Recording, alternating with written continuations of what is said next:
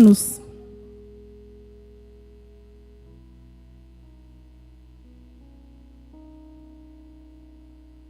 Romanos capítulo 8, versículo do 14 até o 17. Hoje nós vamos falar sobre a paternidade de Deus.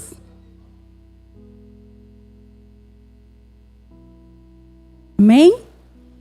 Os irmãos encontraram? Amém. Romanos 8, 14 a 17.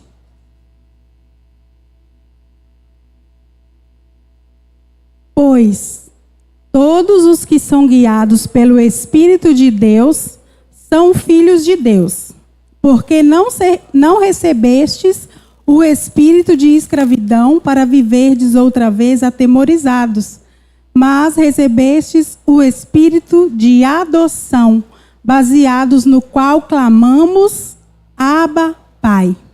O próprio Espírito testifica com o nosso espírito que somos filhos de Deus. Ora, se somos filhos de Deus, somos também herdeiros, herdeiros de Deus e co-herdeiros com Cristo. Se com Ele sofremos, também com Ele seremos glorificados.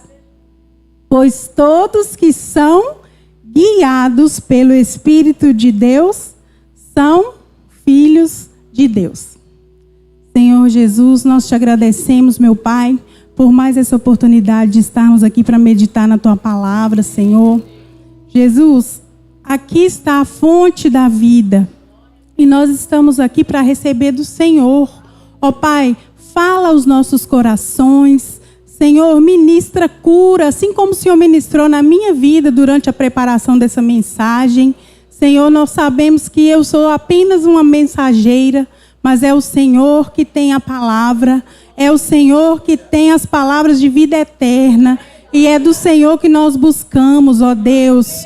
Ó Pai, que a nossa mente esteja receptiva nesse momento, que o nosso coração esteja aberto, ó Pai, e que nós possamos receber essa poderosa palavra do Senhor, ó Deus. E se por acaso alguém aqui na sua mente está com a acusação de não ser filho de Deus, que essas acusações, essas cadeias possam cair por terra, em nome de Jesus, e que nós possamos reconhecer que nós somos filhos de Deus, filhos amados de um Pai amoroso, que planejou um plano perfeito de salvação para que nós pudéssemos ser resgatados. E nós te louvamos, te amamos por isso, Senhor. Fala conosco, em nome de Jesus, é isso que nós te pedimos, Senhor. Aleluia, glória a Deus. É muito bom meditar na palavra do Senhor Jesus. É uma palavra sempre assim, certeira no nosso coração. A Bíblia fala que ela é uma espada de 2 gumes, corta até a divisão da alma e do espírito e atinge exatamente aquilo que nós precisamos. Louvado seja o nosso Deus. Aqui no versículo 15, fala assim: recebestes o espírito de adoção, baseados no qual clamamos, Abba, Pai. Abba, Pai. Sabe o significado de Abba, Pai? Paizinho, meu pai, meu papai, paizinho querido. É isso que Deus é para nós. Um pai amoroso, zeloso e que quer nos ver bem. Nós acreditamos que Deus é o nosso pai e o diabo, ele quer destruir essa ideia a todo tempo. Ele é o nosso acusador. O tempo todo, ele quer lançar setas na nossa mente, que nós não somos merecedores do amor de Jesus, que nós pecamos, que nós falhamos. Nós sabemos que a nossa natureza é falha mesmo, mas nós temos um Deus que nos ama. E essas setas do diabo, elas não podem atingir a nossa mente. Vocês se lembram quando Jesus foi conduzido pelo Espírito Santo durante 40 dias no deserto? E quando Jesus foi batizado, uma voz do céu falou o quê? Esse é o meu filho amado, em quem eu tenho prazer. E assim que Jesus saiu dali, quando ele começou a ser tentado pelo diabo, qual foi uma das coisas que o diabo falou para ele? Se tu és mesmo o Filho de Deus. Ou seja, Deus já havia falado claramente. E o diabo falou isso para Jesus, que é o Filho de Deus. Imagina para nós, que somos réis mortais, como ele não lança setas na nossa mente para nos atrapalhar, para nos fazer desanimar. E o diabo, ele quer destruir essa ideia. E ele começa isso lá na nossa casa, lá na família. Porque se a pessoa cresce num lar disfuncional, um lar onde tem a falta de um pai, ela vai começar a viver essa disfunção de paternidade em relação a Deus também. Você vai ver Deus proporcional à medida que você tem da paternidade terrena. Por isso, o diabo, às vezes, faz um pai ferir um filho. Porque se o pai ferir um filho, esse filho vai crescer com essa visão ferida e vai transferir essa visão natural para Deus. Interessante que o pai na Bíblia, ele tem muitas funções. E uma delas é dar a identidade do filho. A gente pode observar como que é diferente da mãe segurar um bebezinho, um recém-nascido, para o pai segurar o bebezinho. A mãe sempre traz assim, né, para mais perto, bem protegido. O pai, na maioria das vezes, ele segura o bebê virado para frente. Assim.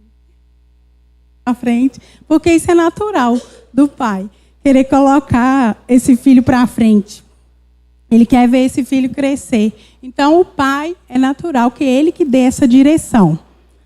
É do pai dar o nome, dar direção e dar os limites. E uma das maiores armas do diabo é tirar a imagem de Deus como pai, para isso usando os pais terrenos. E essa orfandade pode ocorrer de várias formas.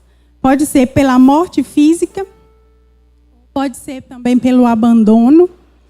Hoje no Brasil, 30% das crianças que nascem não têm o nome do pai na certidão de nascimento. Aproximadamente 60 milhões de brasileiros não têm o nome do pai na certidão de nascimento. Também pode ser pelo abuso ou pela violência. E a orfandade é o maior sentimento que pode impedir que a gente relacione com Deus, Pai, como filhos. E a orfandade é tão séria que o próprio Jesus, ele se preocupou com isso quando ele estava para ser assunto ao céu. Lá no livro de João, capítulo 14, versículos 18, ele falou para os discípulos assim, olha, não vos deixarei órfãos, voltarei para vocês. Ele poderia ter falado várias coisas para os discípulos. Ele poderia ter falado, por exemplo, eu não vos deixarei sem dinheiro. Eu não vos deixarei sem poder. Eu não vos deixarei sem unção. Mas não, ele preocupou de não deixar órfão, porque ele sabia que isso poderia destruir a fé dos discípulos. Se eles se sentissem órfãos, se eles se sentissem sozinhos, isso poderia destruir a fé deles. E ele estava preocupado com o coração daqueles discípulos, não só com coisas materiais. Funciona como uma lente. Como vemos o nosso Pai, nós vemos a Deus.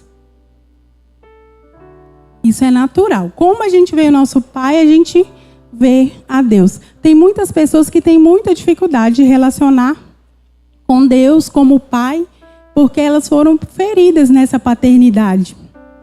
Eu, por exemplo, meu pai biológico, ele era um senhorzinho muito agradável, um senhorzinho que gostava muito de fazer amizade com todo mundo. Onde ele ia, ele era muito querido.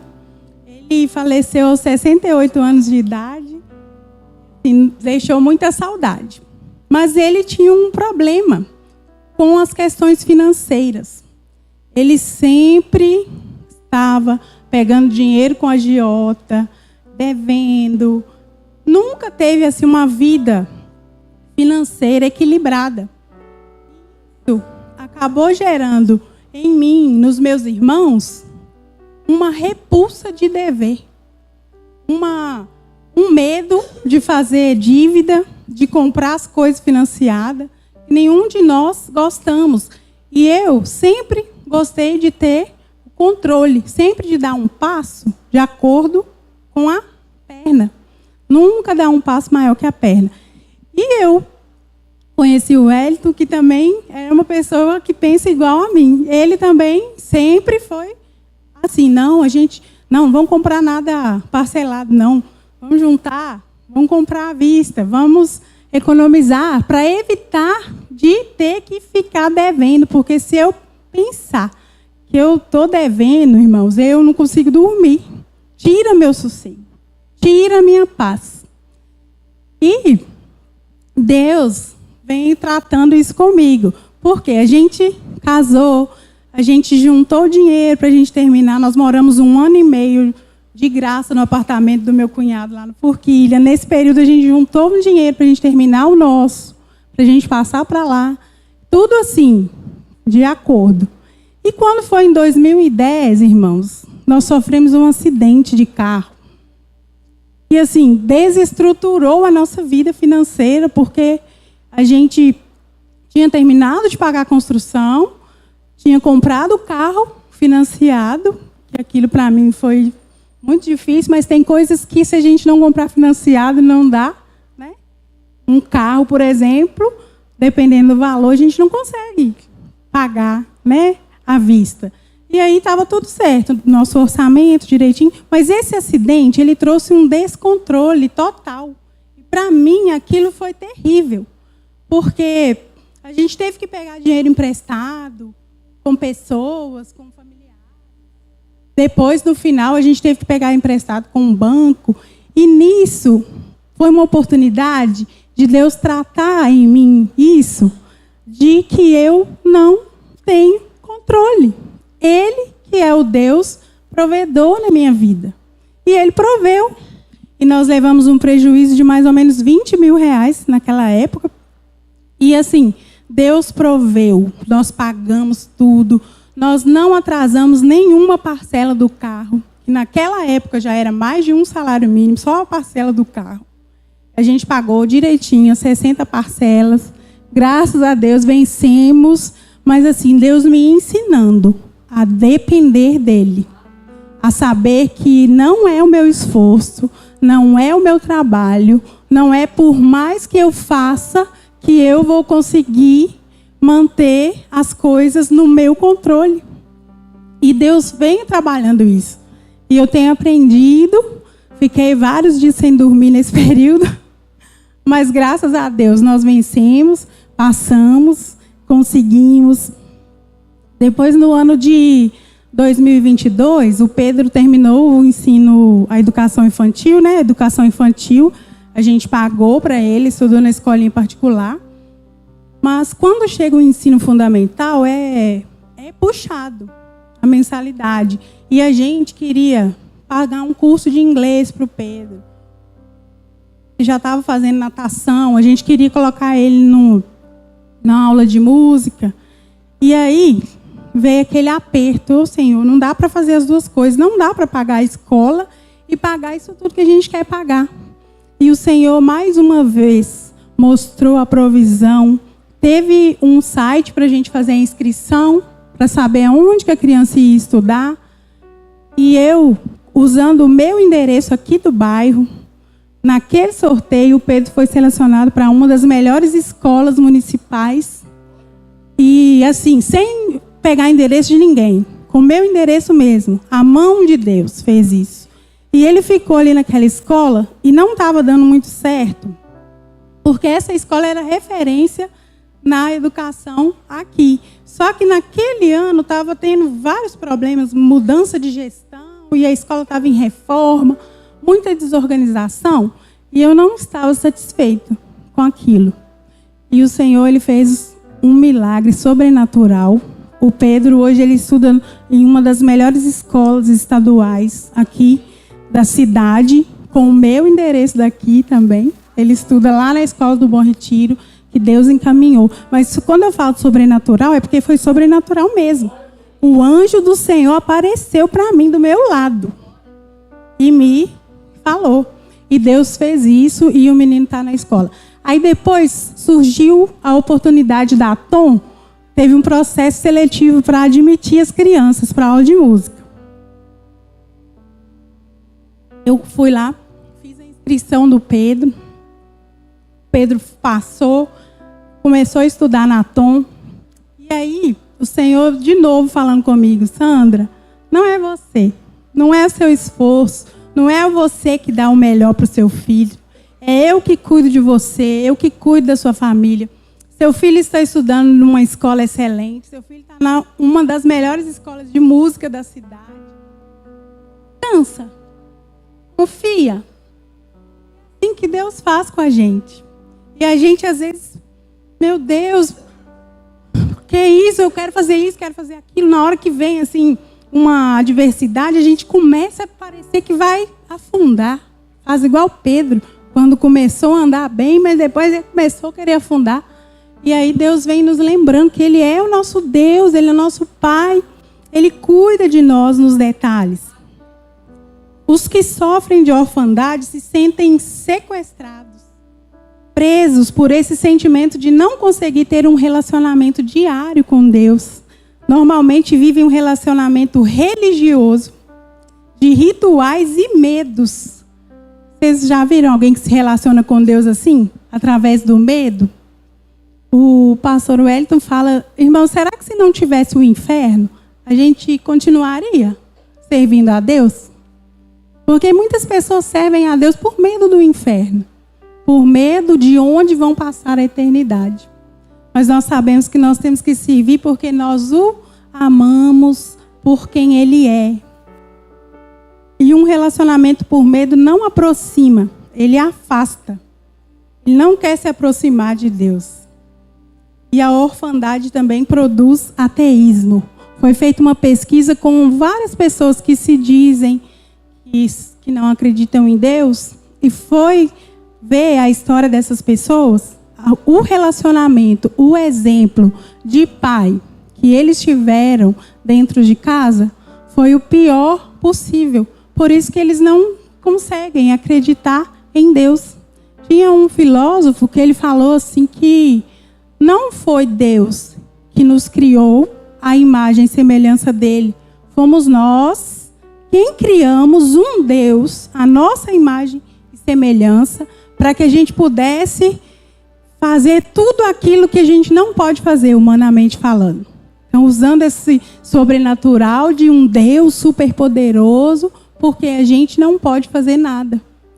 E o pai desse filósofo era um pastor de uma igreja, e ele era alcoólatra e violento com a esposa e com a família. O que levou ele a não acreditar mesmo em Deus. Que Deus é esse? Que meu pai prega, mas como que ele age aqui dentro da nossa casa? Então, muitas pessoas que são do ateísmo é por causa do seu relacionamento com o seu pai. No livro de João, capítulo 1, versículo 12, está escrito assim: contudo, aos que receberam, aos que creram em seu nome, deu-lhes o direito de se tornarem filhos de Deus. O Deus de todo o universo enviou seu único filho perfeito, sem mancha, sem pecado, para morrer no nosso lugar, mesmo a gente sendo imperfeito e corrompidos. O seu amor nos adotou e nos acolheu. Assim como um pai que segura seu filho no colo e protege com tudo o que tem. O Pai Celestial nos ofereceu sua paternidade imensurável. E mesmo soberano e superior a tudo, Ele escolheu nos fazer filhos e co-herdeiros com Cristo. Você consegue imaginar um outro amor tão grande assim? Um Deus que sacrifica sua própria vida para nos dar uma vida que a gente não merecia, vamos meditar em 4 atributos da paternidade de Deus para refletirmos sobre o Pai bondoso que recebe a todos, o quanto nele crê, a todos quanto nele crê. Ele não nega a ninguém que se chegar a ele. O primeiro atributo é o amor incondicional. No livro de Romanos, capítulo 8, versículo 38 e 39, está escrito assim: pois estou convencido de que nem morte, nem vida, nem anjos, nem demônios, nem presente, nem futuro, nem quaisquer poderes, nem altura, nem profundidade, nem qualquer outra coisa na criação será capaz de nos separar do amor de Deus que está em Jesus Cristo, nosso Senhor. O primeiro atributo da paternidade que queremos destacar é o amor. Um amor incomparável, ilimitado, inesgotável e incondicional. Na própria história da humanidade, nós conseguimos observar o desejo de Deus para conosco desde a criação do mundo. Deus queria viver em comunhão com o homem. E embora o homem tenha caído, o Criador envia a própria palavra da vida para nos resgatar do pecado e restituir a nossa posição original junto a Ele no jardim. É interessante que nos 4 evangelhos, os 3 primeiros começam com a genealogia de Jesus.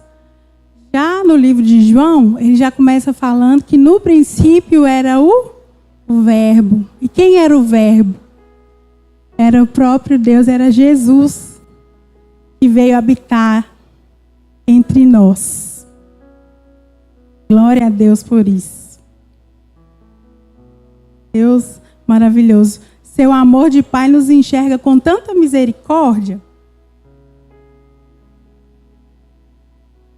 que foi capaz de revolucionar a história só para nos chamar de filhos novamente. O que de fato nós somos, filhos de Deus. Em 1 João, capítulo 3, versículo 1, está escrito assim, ó: vejam como é grande o amor que o Pai nos concedeu, sermos chamados filhos de Deus, o que de fato somos, por isso o mundo não nos conhece, porque não o conheceu. Veja como é grande o amor que o Pai nos concedeu.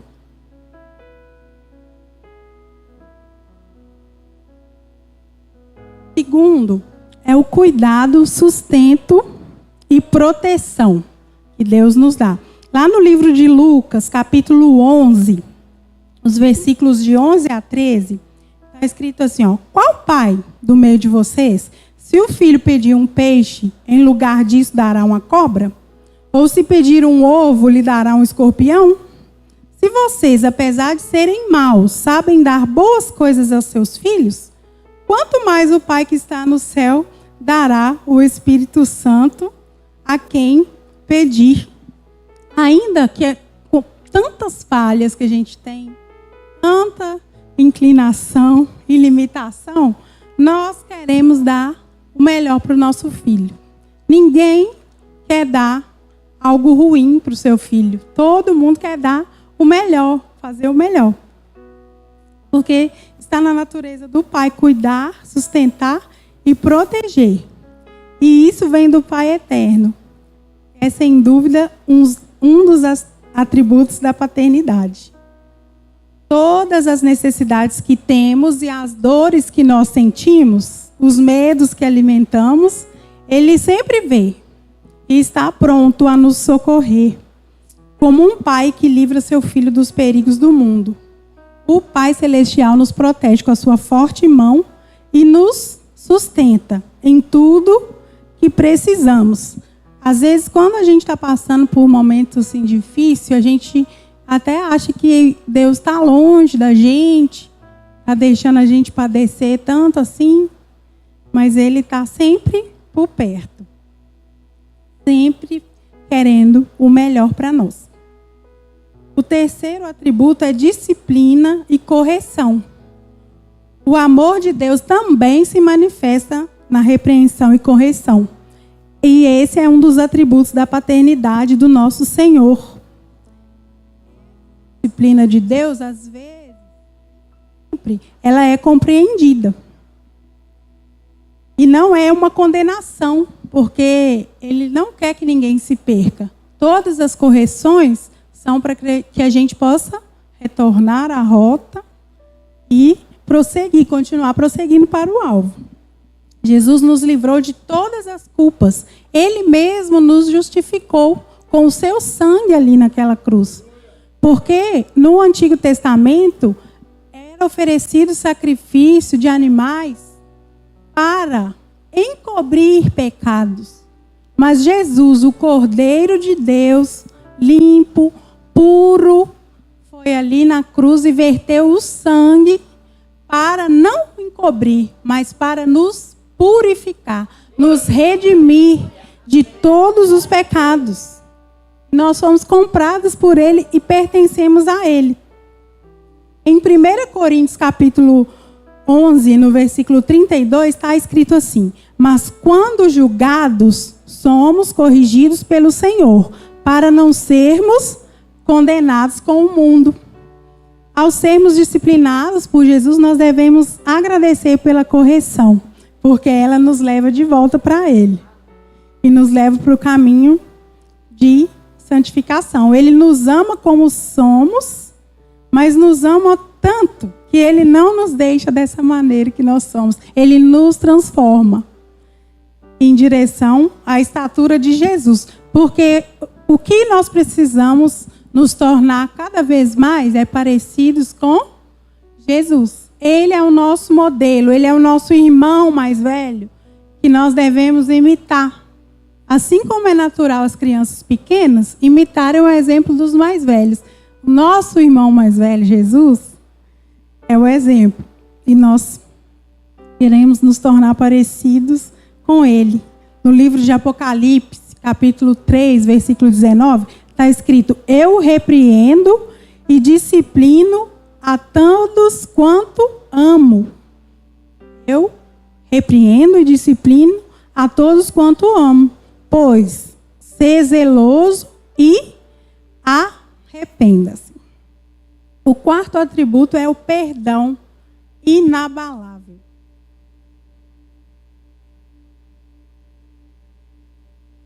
Mais um dos atributos da paternidade de Deus é o perdão, que nunca falha perante um coração verdadeiramente arrependido.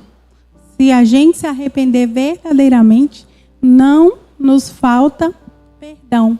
Mas nós temos que tomar cuidado para que a gente não seja só, ao invés de sentir arrependimento, que a gente sinta só remorso, culpa por aquele pecado e a gente continue naquela prática. Porque se nós arrependemos, a gente tem que fazer uma mudança, uma conversão. A gente não pode continuar naquela prática que nos afasta de Deus. Se eu arrependi, eu não posso voltar mais a praticar aquilo. E pedimos ao Espírito Santo que nos ajude a nos libertar dessas coisas que nos atrapalham. Jesus estará sempre disposto a perdoar. Na parábola do filho pródigo, nós vemos ali aquele filho, né, que chegou para o pai e pediu o que ele queria. A Bíblia fala que ele viveu dissolutamente, gastou aquele dinheiro. Depois que aquele dinheiro acabou, ele voltou. E como que ele foi recebido por aquele pai? Com festa, com alegria. O pai ali é um tipo de Deus, que é assim que Ele nos aceita, quando a gente se arrepende e volta para a casa dele. Há muita festa no céu quando um pecador se arrepende e retorna para casa. O pai recebeu com uma festa, deu um banquete para aquele filho, devolveu o anel e a sua honra de filho amado. E ele falou assim, vamos fazer uma festa para comemorar, Pois esse meu filho estava morto e voltou à vida. Estava perdido e foi achado. E eles começaram a festejar. Que exemplo inspirador o amor do Pai, do nosso Deus. Que nós possamos todos os dias amar e cuidar como Ele fez, como Ele faz. Vamos falar aqui alguns outros aspectos da paternidade de Deus. Ele ensina, disciplina e corrige, exorta, ama, não abandona jamais, não desampara, ele protege, ele é provedor, é gentil e tem compaixão, é sábio e instrui. E quem é filho de Deus e se submete à vontade de seu Pai, porque nós sabemos que no Senhor todas as coisas são boas, perfeitas e agradáveis. A vontade de Deus sempre é boa, perfeita e agradável, independente das circunstâncias que a gente vive, se é ruim, a vontade de Deus continua boa, perfeita e agradável. Ela não muda. E tudo coopera para o nosso bem. Mesmo que na hora a gente não entende como que isso coopera para o nosso bem. O maior exemplo que nós temos disso é a história de José. José, para mim, na Bíblia, é a maior história de perdão e de superação. José ele foi vendido pelos irmãos dele, né? Foi ali para a casa de Potifar, sendo escravo. Aí ali ele foi acusado injustamente, foi preso injustamente. Dentro da cadeia, ele conheceu duas pessoas, interpretou o sonho deles, falou, né, para ele onde que, quando ele chegasse lá no palácio, que era para ele lembrar dele, aquele homem não lembrou, passou um tempo, depois que o homem foi lembrar, e quando lembrou, na hora certa chamou, ele se tornou governador. E quando os irmãos dele foram ali até ele buscar ajuda, né? Porque eles estavam num período de fome, ele não jogou na cara deles, não humilhou eles. Pelo contrário, o que ele falou para eles? Não foram vocês que fizeram isso comigo. Isso tudo já era o plano de Deus, já era a vontade de Deus, desde a primeira vez. E olha que interessante, aonde José estava, em qualquer lugar, ele era abençoado ali. Ali na casa de Potifar, ele ganhou a confiança e virou ali o administrador. Lá na cadeia, quando ele chegou naquele lugar horrível, insalubre, ele se tornou o que ali? Tomava conta dos presos, organizava, tinha confiança dos carcereiros. Depois, a confiança de se tornar o governador do Egito e administrar aquelas finanças. E ele, o tempo todo, ele entendeu, não foram vocês. Isso, para nós, é para a gente refletir. Quando na Bíblia fala assim que a nossa luta não é contra a carne e contra sangue, é isso que está falando. Não é contra as pessoas que fazem as coisas com a gente. Não é contra as pessoas que falam de nós ou que nos afligem de certa forma. A nossa luta é contra as potestades, contra as forças que atuam nos ares. É isso que Jesus quer nos ensinar. Esse exemplo de José, ele assim, perfeitamente, ele entendia, ele não ficava ali lutando com pessoas. Ele sabia, Deus já havia dado sonhos para ele. Ele ainda não entendia quando ele recebeu os sonhos, mas os planos de Deus eram grandes para ele. Ele sabia disso. E foi paciente até que se cumprisse todas aquelas coisas. A palavra nos fala para não estarmos ansiosos por coisa alguma. E que a ansiedade é reservada para os órfãos, para os que não têm pai. Isso está escrito no livro de Mateus, capítulo 6, versículo 31. Portanto, não vos inquieteis dizendo que comeremos, que beberemos, ou que vestiremos? Porque os gentios é que procuram todas essas coisas, pois vosso Pai celeste sabe que necessitais de todas elas.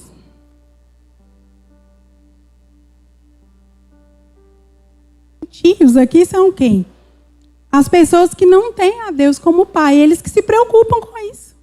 O que a gente vai comer, o que a gente vai beber, o que a gente vai vestir, se nós temos um Pai que cuida de nós. E nós sabemos que não é na força do nosso braço, não é por mais que a gente se dedique que a gente vai conseguir. Confiar que a gente tem esse Pai. E quando verdadeiramente nós entregamos o controle, isso entrega o controle. Às vezes a gente quer segurar. A nossa natureza a gente quer segurar. Eu já contei aqui a história do menino que entrou na carroça com a sacolinha, né? Ele entrou na carroça, mas ele ficou segurando a sacolinha. Aí o moço falou, não, meu filho, pode pôr a sacolinha aqui. Ele, não, eu vou segurar no meu colo porque eu estou com medo do burro não aguentar. Assim é a gente querendo segurar, querendo ter algum controle, sendo que não temos controle de nada. Quando meu irmão ficou doente, irmãos, em fase terminal, eu entendi perfeitamente. Deus moldou assim o meu caráter. A gente não tem controle de nada. Basta cada dia o seu mal. É isso que Jesus fala. Basta cada dia. É um dia de cada vez. Amanhã eu não sei. De noite eu não sei, de tarde eu não sei. Eu sei agora.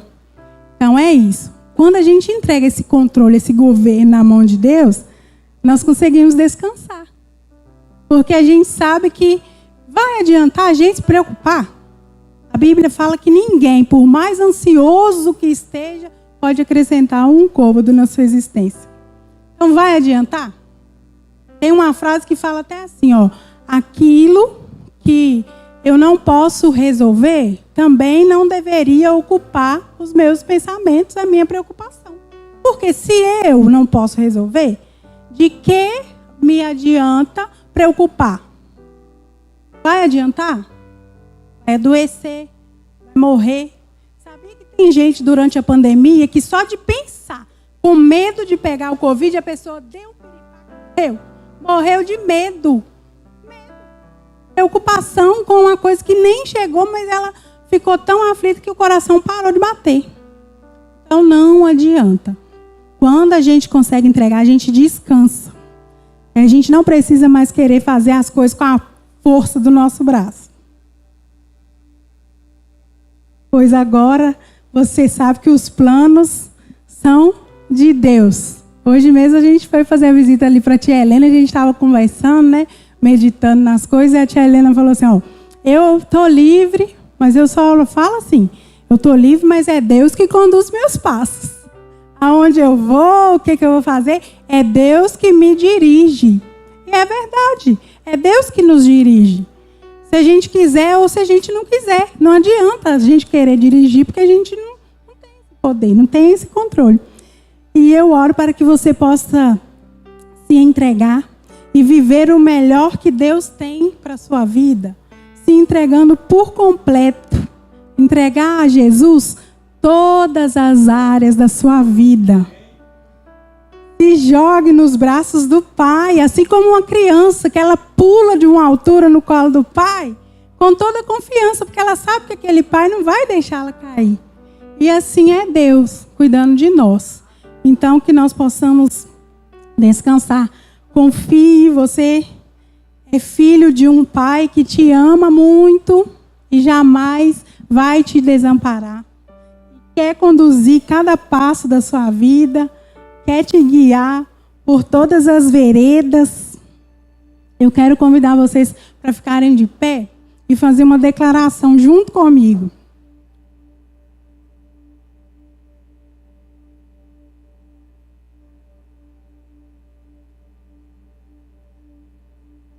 Declaro, Senhor, que se o Senhor me fez filho, não sou mais órfão. Tenho um Pai que me amou primeiro, mesmo antes de me ter formado no ventre da minha mãe. Papai, paizinho, eu aceito a sua paternidade. Cuida de mim, Senhor. Eu recebo o seu abraço e me permito caminhar lado a lado contigo, tendo Jesus como luz para os meus pés, para guiar a minha vida e para estar sempre no centro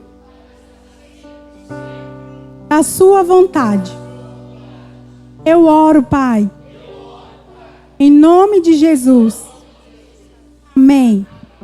Senhor Jesus, nós declaramos aqui nessa noite, meu Pai, que a nossa paternidade, Senhor, seja restaurada.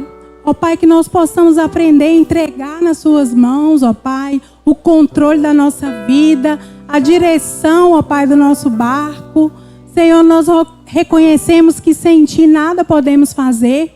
Que se o Senhor não for conosco, ó Pai, nós não chegaremos. Ó Deus, nos ajuda, meu Pai, a descansar no Teu cuidado.